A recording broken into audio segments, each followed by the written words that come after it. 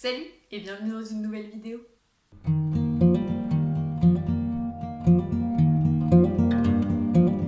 Aujourd'hui, je vous parle de 3 documentaires autour de l'environnement qui m'ont aidé dans ma démarche zéro déchet. Parfois dans les médias mainstream, il est difficile d'avoir de réelles informations. Comme vous le savez, dans tous les médias, les journalistes ont une part de subjectivité.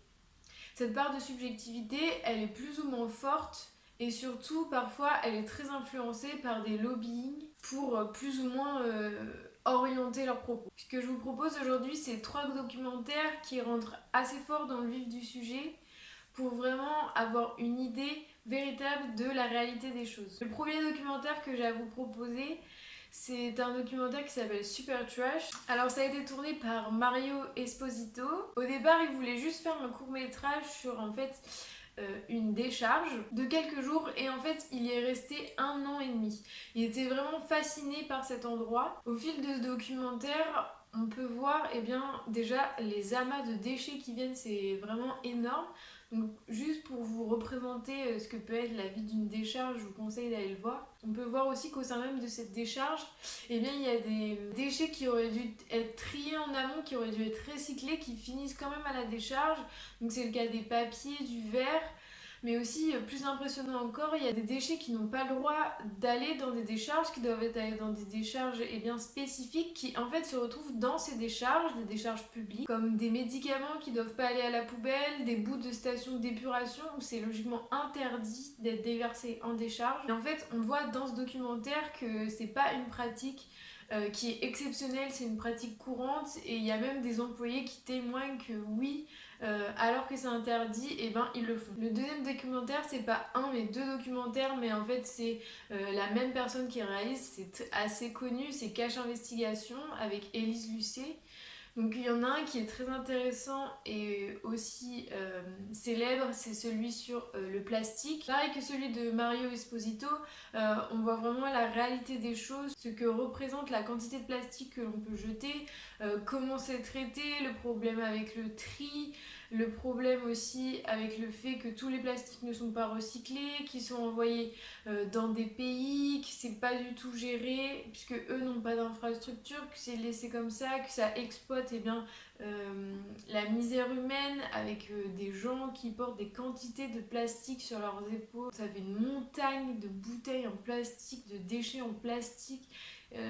Qu'il y a des gens qui portent ça sur leur tête, c'est assez impressionnant. On a aussi l'envers du décor avec tous les lobbyistes, avec une personne qui soi-disant travaille pour les écologistes et en même temps travaille aussi pour un grand nom de l'emballage en plastique. On voit qu'il y a des ambiguïtés et on voit que tout n'est pas du tout transparent, que tout ça c'est au profit de l'argent, de la consommation et qu'en fait pour certaines personnes la planète c'est vraiment le cadet de leurs soucis alors qu'ils sont dits écologistes. Pour comprendre aussi ce phénomène d'enjeux d'influence et notamment des lobbyistes, et notamment de la stratégie des grandes marques à nous faire croire à les bienfaits du recyclage.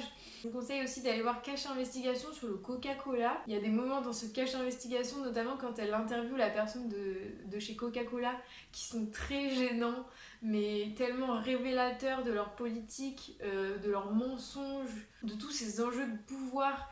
Et bien justement pour nous faire acheter toujours plus de bouteilles en plastique, en fait au profit de l'argent et non plus au profit de la nature, alors que eux parlent vraiment de recyclage, à tout ça, toute cette image de marque autour du greenwashing. Là on voit vraiment ce que ça peut donner et ce que ça peut être en réalité. Le quatrième documentaire que je vous propose, c'est aussi un très connu qui s'appelle The True Cost, qui est paru en 2015. Donc c'est Andrew Morgan qui s'intéresse à la fast fashion. Il parle de l'industrie du vêtement, notamment du vêtement à moindre coût. Ça parle de la répercussion que ça a sur les travailleurs, des conditions humaines dans lesquelles ils travaillent. Ça parle de la planète, ça parle de la pollution de la planète, de tout ce que cette production peut engendrer sur la planète, la pollution des sols, la pollution des rivières, la contamination par les pesticides, en faisant produire dans des pays tels que le Bangladesh, la Chine, l'Inde ou le Cambodge, on voit les marques internationales qui mettent la pression sur les sous-traitants en les menaçant de délocaliser leur production si jamais elles ne vendent pas à bas prix. Et cette pression qu'il y a sur les personnes qui sous-traitent, qui dirigent ces entreprises de production de vêtements, elle se répercute aussi sur les employés. Il faut savoir que la consommation mondiale de vêtements, elle a explosé. Plus 500% depuis les années 1990. Cependant, les vêtements ils sont de plus en plus vite éliminés. Pour un Américain, c'est 82 kilos de vêtements qui est jeté à la poubelle par an. Il y a seulement 10% du total du vêtement qui est jeté qui finit dans des magasins d'occasion. Et en fait, la plupart sont envoyés dans des pays très pauvres pour qu'on traite ces déchets. Là, pour The True Cost, c'est vraiment intéressant de savoir comment fonctionne toute l'industrie de la fast fashion et notamment le revers de la médaille de ces t-shirts à 3 euros, de ces pulls à 9 euros. Voilà, si vous voulez savoir ce qui se cache derrière ces prix bas, je vous conseille d'aller voir The True Cost. En cinquième, on a un documentaire qui est disponible sur Netflix qui s'appelle The Minimalist, qui est paru en 2016.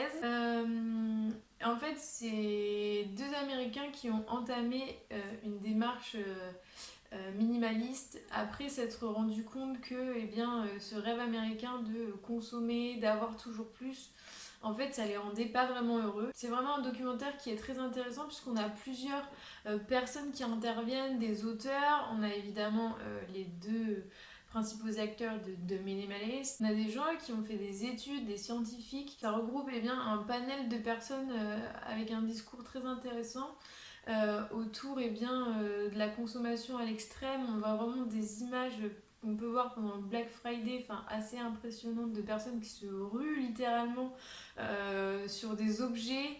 Après, il y a un autre plan où en fait on voit une accumulation d'objets où plus personne n'en a rien à faire, où ça nous encombre. C'est vraiment ce paradoxe de vouloir posséder des choses et après qu'au final ça devient un fardeau. Alors leur chemin est intéressant de comparer consommation à l'extrême dans la société dans laquelle on vit et puis eux aussi ils sont à l'extrême dans le minimalisme puisqu'il y en a un qui possède plus que 298 objets. À un moment ils vont tourner chez lui, on voit vraiment que voilà, il a gardé le strict nécessaire. Mais ça donne une vision très intéressante et ça nous pousse du coup à réfléchir à réellement nos réels besoins et puis prendre du recul face à cette société qui nous encourage toujours plus à consommer et que c'est pas forcément la bonne solution. Voilà, merci d'avoir regardé cette vidéo.